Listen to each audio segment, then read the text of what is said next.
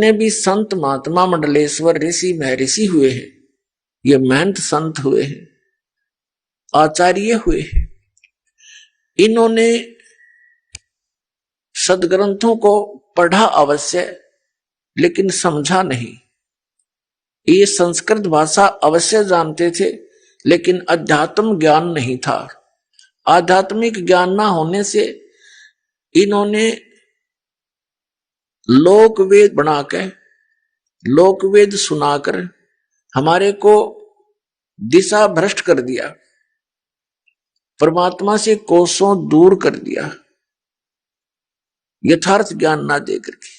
और हम इन महापुरुषों को जो संस्कृत बोलते रहे, फिर उसका हिंदी अनुवाद क्षेत्रीय भाषा में अनुवाद जैसा उन्होंने किया, हमने यही सोच लिया कि ये जो शिक्षा ज्ञान दे रहे हैं, ये जो सेंटेंस इसने बोला है गीता जी का, पुराणों का, वेदों का जो श्लोक बोले हैं, मंत्र बोला है, इसका जो अनुवाद इसने किया ये सही किया होगा, क्योंकि ये संस्कृत में बोल रहा है और सभी सदग्रंथ संस्कृत भाषा के अंदर ही लिखे हुए हैं। तो हमारे पूर्वज ये सोचकर के बड़ा विद्वान है, पंडित है, मंडलेश्वर है, संस्कृत भाषा के जानने वाला है, उन्होंने जो भी ज्ञान हमें दिया हमने ग्रहण कर लिया, और वो ज्ञान वेदों, गीता, पुराणों वाला नहीं था। उन्होंने पुराणों का ज्ञान ना दे करके, पुराणों का नाम लेकर के हमें अपने विचार, लोक वेद, भगवान से दूर करने वाली विधि भक्ति की वो बता दी। और जिस कारण से फिर हम कहां गए? प्रेत बन गए, भूत बन गए। फिर वो प्रेत बनकर दुखी होते हैं, किसी को स्वप्न में दिखते हैं, किसी के अंदर प्रवेश करके बोलते हैं मैं बर्बाद हो गया, मैं भूखा मर रहा हूं, मैं प्यासा मर रहा हूं। फिर उन गुरुओं के पास जाने लगे कि हे आचार्य जी, हे गुरुदेव, हे महात्मा जी, मेरे पिताजी ऐसे ऐसे मेरी बहन में बोल रहे थे, वो कह रहे मैं भूखा प्यासा हूं। आप तो कह रहे थे वो स्वर्ग चला गया, आपने सब क्रियाएं भी कर दी, पैर में भी कर दी, अस्थियां भी चुनकर गंगा में प्रवाह करवा दी गति करने के लिए। पहले तो महीना भी करते थे, फिर 6 महीना वाली भी करते थे, फिर साल का भी एक जुगाड़ करते थे। उसके बावजूद फिर वो भूत बना हुआ। फिर वो क्या कहते थे, अब तुम श्राद्ध निकाल दो, वो तृप्त हो जाएंगे। बताओ, अब श्राद्ध निकाल दो, वो तृप्त हो जाएंगे। फिर श्राद्ध शुरू कर दिए।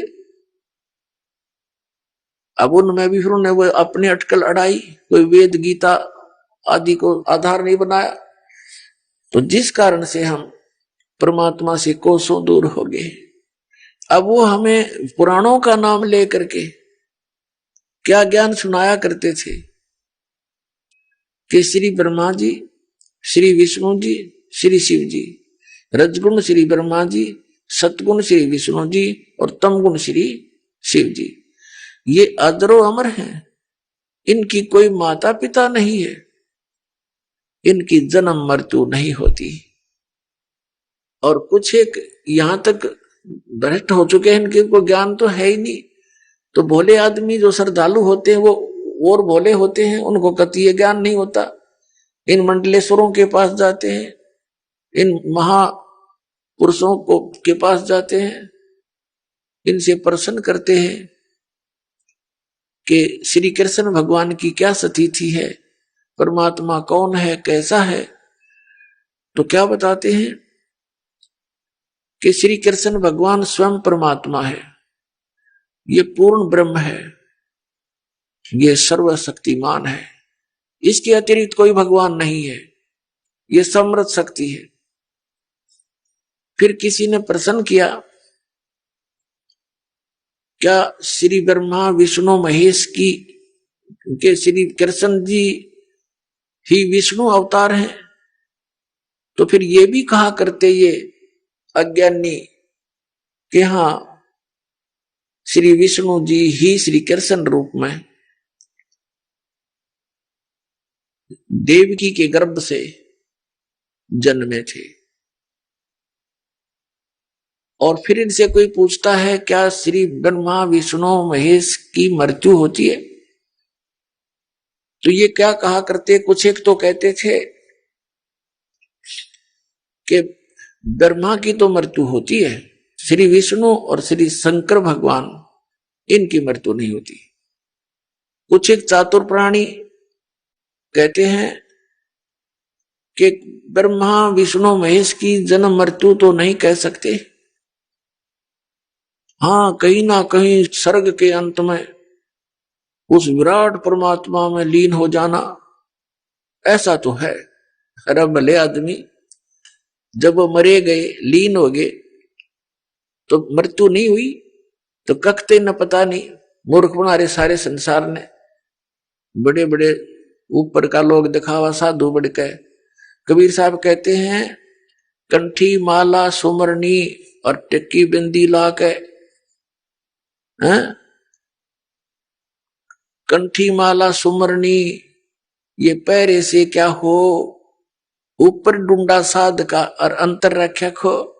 ऊपर तो दिखा बड़ा महात्मा है, तिलक तलक लगा के बिंदी बिंदी ला के माला चार पैर के नो दिखा बड़ा महापुरुष से पहुंचा हुआ, और अंदर खख नहीं, तुम्हारे पास ज्ञान नहीं, अज्ञान से भरे हो, तो ऊपर डूंडा साध का, ऊपर तो डूंडा ठा रखा बड़ा महापुरुष होगा लोग दिखावा, और अंतर रख्या खो, अंतर ज्ञान नहीं पूरा।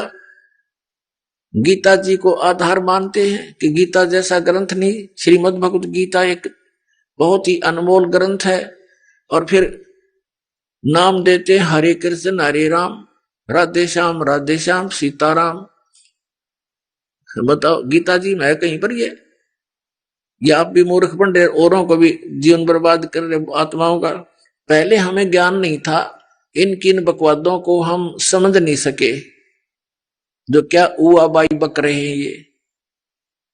पहले एक प्रश्न किया किसी ने एक आचार्य से, उससे पूछा क्या ब्रह्मा विष्णु महेश किसकी भक्ति करते हैं, वो भी साधना कर रहे हैं, भगवान शिव को देख लो ऐसे बैठे समाधि में। कोई कहता है कि ये उस विराट परमात्मा की भक्ति करते हैं ब्रह्मा विष्णु महेश। इस मूर्ख ने कोई पूछे, अब तो तू कह रहा था श्री कृष्ण स्वयं परमात्मा है, पूर्ण ब्रह्म है, इसके अतिरिक्त कोई भगवान नहीं है, अरिबनों का योग विराट परमात्मा की भक्ति करते हैं, फिर ये कृष्ण क्या रह गया तुम्हारा, ये व्हाट इज कृष्ण फिर। इब तो तू कह रहा श्री कृष्ण सुप्रीम पावर है, अनंत कोट ब्रह्मांड का मालिक है, अरिबनों का हाँ कहीं ना कहीं कि उसमें विराट परमात्मा में लीन हो जाते हैं, ये किसी उस परमात्मा की भक्ति करते हैं। ये इसको कहते हैं कि सटदल उआ बाई बगदा माला पहर बिंदी ला के ये हुए हैं मुक्ता, मोक्ष समझ रहे अपने आप में। और सटदल उआ बाई बगदा गीता जी में है कहीं ऐसा परम प्रमाण इनका। फिर एक ने तो यहां तक कह दिया, कुछ एक तो यहां तक बुद्धि खराब है, महर्षि कहाँ है आचार्य कहवाते हैं। पहले तो कह रहा है कि आपका इष्ट देव कौन है, पूछा किसी ने, उत्तर दे रहा है कि मेरा श्री कृष्ण भगवान इष्ट देव है। कृष्ण भगवान स्वयं परमात्मा है, सर्व सृष्टि के रचनहार हैं, अखिल ब्रह्मांड के स्वामी। फिर उससे पूछा कि ब्रह्मा विष्णु महेश ये किसकी भक्ति करते हैं, कि श्री कृष्ण की भक्ति करते हैं। ये मूर्ख बना रहे थे हमने ऐसे। फिर पूछा उसने कि क्या श्री कृष्ण ही विष्णु जी के अवतार हैं, श्री कृष्ण जी में और विष्णु में क्या अंतर है। उत्तर देता है वह ज्ञानी कि ऐसा है, जब भगवान श्री कृष्ण और विष्णु में कोई अंतर नहीं है, जब पालन करना होता है तो मुकुट मकट पहनकर सुदर्शन चक्र धारण करके ये तब ऐसा करते। और श्री कृष्ण रूप में जैसे कोई अधिकारी होता है, वर्दी वर्दी उतार के आराम से रह रहा है तो समझो कृष्ण रूप में, और जब वो ऑफिस में जाता है तो फिर श्री कृष्ण विष्णु ही बनकर मुकुट माकुट धार कर वहां वैसे होता है। इसमें श्री कृष्ण और विष्णु में कोई अंतर नहीं है। अरे फूटे वाग, इसे आचार्य मिले। पहले तो कह रहा था श्री कृष्ण भगवान की भक्ति करते हैं ब्रह्मा विष्णु महेश, फिर कह रहा है कि श्री कृष्ण और विष्णु में कोई अंतर नहीं। नकल देखो इनकी। तो पुण्यात्माओं, ऐसे हम इन अज्ञानियों को और महापुरुष समझते थे, क्योंकि ये संस्कृत बोला करते थे। क्योंकि जो बालक बचपन से ही संस्कृत बोलने लग जाए तो वो तो फिर अभ्यास हो जाता, उसके घर में भी संस्कृत बोलने वाले होते थे। एक वृद्धा मिली मुझे, वो उपदेश लेने आई, गांव बरहान गांव की थी, और उसने बताया जी मैं तीसरी चौथी कक्षा ही पढ़ी थी, मुश्किल से, फिर उसमें पढ़ाई की व्यवस्था नहीं थी, लड़कियों को नहीं पढ़ाते थे, और भगवान में रुचि नहीं थी मेरी। उसने बताया कि मैं गीता जी, श्रीमद् भगवत गीता के अध्याय नंबर 2 का नित्य पाठ करती हूं, और मुझे ये कंठस्थ याद है। बताओ, श्रीमद् भगवत गीता के अध्याय नंबर 2 के लगभग 70-69 श्लोक हैं। उसने शुरू से कर दी संस्कृत सुनानी, और 4-5 श्लोक ने धारावाहिक बोल दिए। अरण पढ़े, चौथी कक्षा के पढ़ा हुआ आदमी। वो बोला माई, इस गीता जी के पढ़ने से मोक्ष नहीं है। श्रीमद् भगवत गीता में जो क्रिया बताई है, जो साधना करनी चाहिए, जो सी ना करनी चाहिए, और कौन से मंत्र हैं, क्या इसमें निर्देश है, पूरे संत की खोज करो, तत्वदर्शी संत की खोज करो, चौथे अध्याय के 34वें श्लोक में। और फिर वो बताओगा यथार्थ ज्ञान। गीता ज्ञान दाता ने अपने सतर का ज्ञान बताते हुए 8वें अध्याय के 13वें श्लोक में कहा कि मुझ ब्रह्म का केवल एक ओम मंत्र है। ओम इति एकाक्षरम ब्रह्म व्यवहारन माम अनुसमरण यह परियाति तजन देहम सयाति परमाम गतिम। अब गीता ज्ञानदाता श्री कृष्ण जी में प्रवेश करके वो ब्रह्म बोल रहा है, सरपुरुष बोल रहा है, काल बोल रहा है, जो गीता अध्याय नंबर 11 के श्लोक 32 में कहता है कि अर्जुन मैं काल हूं, और अब सबका नाश करने के लिए प्रवृत्त हुआ हूं। अब श्री कृष्ण बाहर खड़ा है, श्री कृष्ण से बाहर निकल के वो दिखाता, देख मेरा वास्तविक रूप ये है, वो विराट रूप दिखाया। और फिर 7वें अध्याय के 24 और 25 श्लोक में कहा है कि ये मूर्ख जन समुदाय मुझे कृष्ण मान रहा होगा। आई एम नॉट कृष्ण, मुझ अव्यक्तम व्यक्तिम आपनम मनन्ते, मुझ अव्यक्त को, जो मैं कभी किसी के सामने नहीं आता, अपनी योग माया से छुपा रहता हूं, मुझ उस अव्यक्त को ये व्यक्ति हुआ मानते हैं, मुझे कृष्ण मान रहे हैं। मैं कृष्ण नहीं, मेरा तो ये रूप है, देख। अब जब वो बाहर निकल कर दिखाया उसने रूप, विराट रूप, उसकी रोशनी में कृष्ण तो खड़ा भी ना दिखा था। तब अर्जुन ने कहा कि आप कौन हो, मैं आपको नहीं जानता है महानुभाव, आप अपना परिचय दो। अब कृष्ण अर्जुन का साला था, सुभद्रा उसकी बहन अर्जुन का ब्याह रखी थी, अपने साले ने कोई पहचान नहीं सकता क्या? उसको ये कह सकता मैं नहीं जानता, बताओ कौन हो? वो काल था।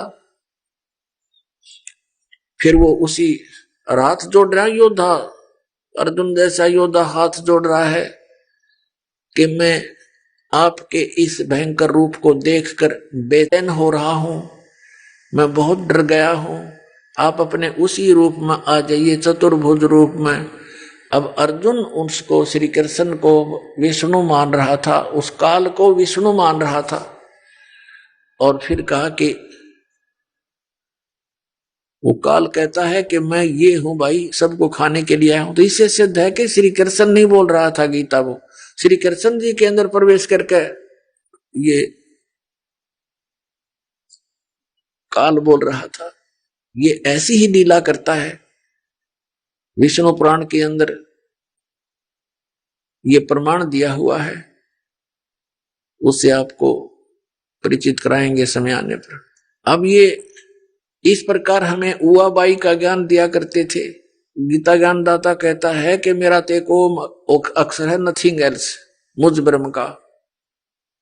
और इसका जो अंतिम श्वास तक भजन करते हैं, साधना करते हैं, तो मुझसे मिलने वाली परम गति, ओम नाम के जाप से मिलने वाली परम गति